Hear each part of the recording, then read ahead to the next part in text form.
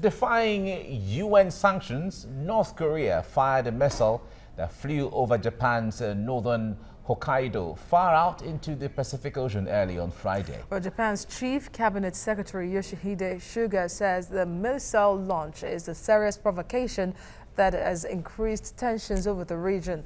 Tokyo residents also expressed fear that the missiles may fall on Japan if they are fired in that direction. Now, the missile reached an altitude of about 770 kilometers and flew for about 19 minutes over a distance of 3,700 kilometers. Now, according to South Korea's military, the missile is far enough to reach the U.S. Pacific territory of Guam. Last month, North Korea fired a missile from similar area near the capital Pyongyang that also flew over Hokkaido into the ocean.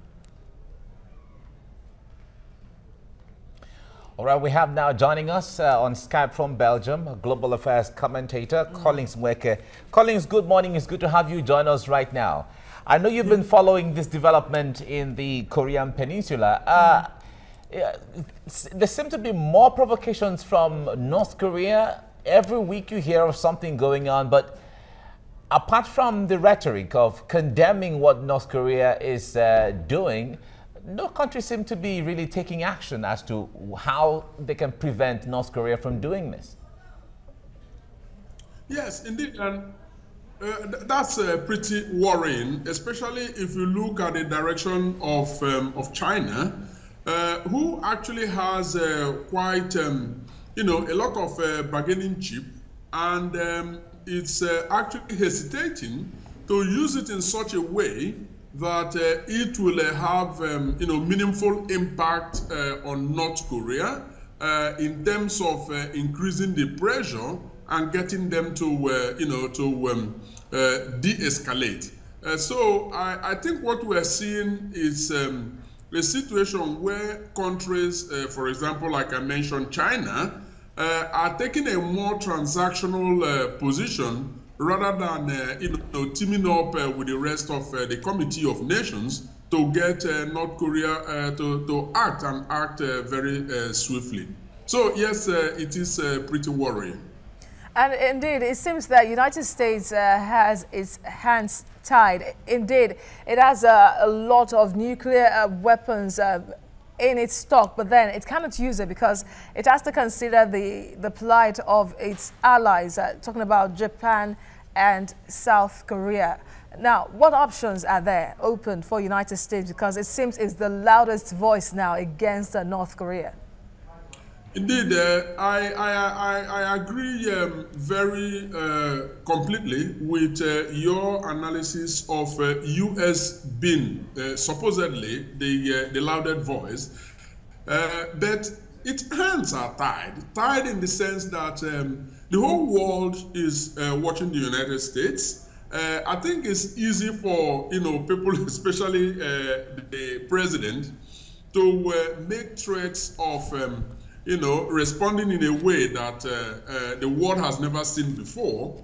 But, in the end, I think we are faced with two main options, two broad options. Diplomatic options, diplomatic solutions, getting North Korea to the, negotiation table, or military option. Now, it is clear to the United States that not only is it unwise to use military force, but it will be counterproductive.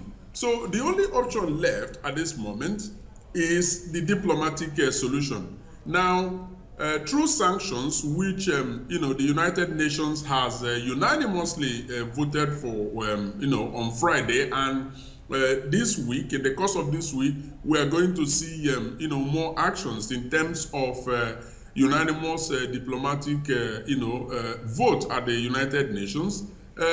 Everybody is getting rather impatient. But, like I said, all hands are really tied, and the much that could be expected is that friendly nations to North Korea, China being prominent amongst them, would have to step in to get North Korea to act. All right. Now, the Secretary of State Tillerson has said that the burden of response rests on China and Russia. Now, apart from rhetorics, is there supposed to be a direct plea from the United States asking China or compelling them one way or the other to act against North Korea? Yes, I think one option that appears to be open to the United States and the rest of the world to get friends of North Korea, to step up the pressure is to extend the sanctions to those countries as well. I mean, prominently China and Russia. But of course, it is not as easy as that. But of course, it remains an option short of a military action to North Korea. So what we are looking at is a situation where at this moment, North Korea will receive more sanctions, but at the same time, the countries that are seen to still be doing business with them could also be affected by one sanction one way or the other from the United States and perhaps other allies of the United States. And this seems to be more of a power show among these three superpowers, United States, Russia, and China, because they have veto powers at the United Nations Council. So looking at your suggestion now that US could UN could sanction them, Russia has never been a country that acts well when put under heat, and even China. And they are superpowers in their own right. China in the Asian continent, and they still want to prove to the world that they have their own powers. They cannot be forced to listen to the UN or the United States. Do you agree? I agree totally, and that is essentially the dilemma that the world is facing. Ultimately, are we likely to see military action from the United States? No, not really. Notwithstanding the fact, of course, that Donald Trump's initial reaction to this whole case is to threaten military action. We're not likely to see it. So what we may end up, and I believe the wise way that the world is going to end up in all of this is a diplomatic solution, especially leaving it in the hands of the United Nations, which Donald Trump will be addressing tomorrow, mind you, and that will be his first appearance at the spokesperson of the Chinese Foreign Foreign Ministry, rather. Let me quote her here, Hua Chunying, who said that the various directly involved parties should take responsibility, and she added in remarks that let me say, yeah, I'm trying to. All right, he said appeared aimed at the U.S. and South Korea. He's saying that the directly involved parties should take responsibility over North Korea, and he is talking about diplomatic means as well. Now, how impossible would it be for United States to directly reach out to North Korea, because it seems China is not very interested in taking direct lead here? Yeah. I think short of using the word impossible, I think it's going to be pretty much difficult for United States to have a direct telephone conversation with the North Korean leader. So there will always be the need for a middleman. The middleman here ideally would be China.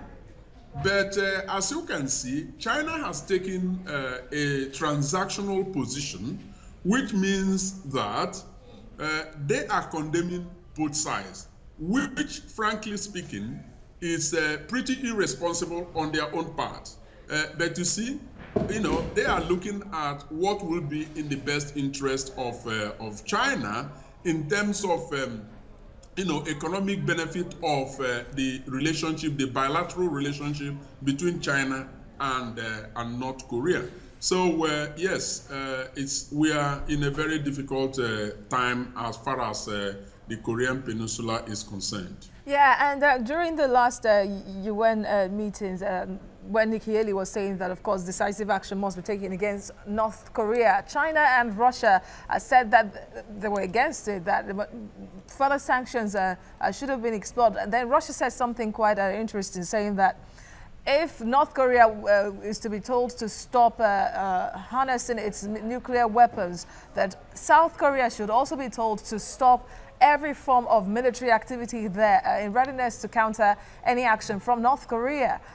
Should that be an option that, okay, all members of the region of the Korean Peninsula should down their tools and forge ahead on a united note? Yeah, essentially that would be the textbook ideal situation. But is it practicable? No, that is doubtful. That is doubtful because let us stop for a moment and examine the ambitions of North Korea. Their ambition is to come to a position of equilibrium as far as weaponry is concerned. They want to be on equal footing with the United States. So what we are going to see is actually more tests, more manufacture of these rockets, so that ultimately they will be seen to be on par with the United States. But of course, the ideal situation is for everyone to down tool, but it is doubtful that that will be achieved. However, you can never say never, because it does look like the United Nations might have a role to play here. Now, you can very much forget that Russia will be able to step in decisively, and even less for China. Yeah, all right, Collins Nweke, thank you very much for lending a voice on this and giving us your insight. Thank you.